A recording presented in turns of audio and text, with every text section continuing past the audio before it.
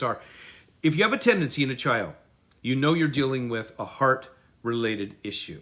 Okay, so now, one of the things that we know if we're going to bring about change in a person is we want to build internal motivation, not external motivation. If children are always motivated by externals, then it's not bringing about the deeper change that children need inside of their hearts. And so we want to bring about this internal change, and we know tendencies drive us there. So now let's talk about a key element that makes heart-based approach different than what we normally see. When you have a problem in a child's life, most parents use correction and rely heavily on correction to get things done or to bring about change. When you use correction to bring about change, it's rather negative, it's punitive. If you do this, I'm going to take this away from you, and so on. Now, we still use correction in a heart-based approach, but the primary emphasis is not on correction, it's on training. That's the word that's used in the Bible for working with children. Train up a child in the way he should go. Training is so important. In the New Testament, in Ephesians 6, it talks about fathers training up their children. It's the word training that becomes so significant. And what does training do? This is one key element. If you get this one idea, it's going to change your parenting to be much more positive as you work with your children.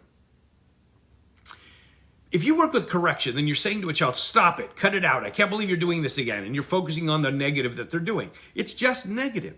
But if you focus on training, okay, you're moving from point A over here to point B, and you're moving children in this direction. Now we're working on the quality the child needs in order to change what's going on inside of their behavior. Let's say a child is arguing, or he's whining, or he's disrespectful, or whatever, a poor response to correction, whatever it is, and you want him to have a different response. If you choose where we want to go, I'm going to help you develop a better response to instructions, or I'm going to teach you how to accept no as an answer instead of arguing and badging and whining.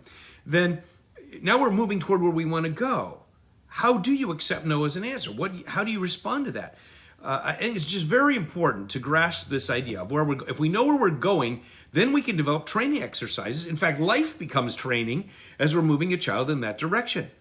We're going to find that the training exercises happen every day in the course of life. This is why I continually say that parents are the best counselors for their children if they have a good plan. That's what I believe. And that's why I invest so much in parents, to help parents make changes. You see, here's what happens in many parents' lives. They say, my child has a tendency to do the wrong thing, therefore, I'm going to get him a counselor.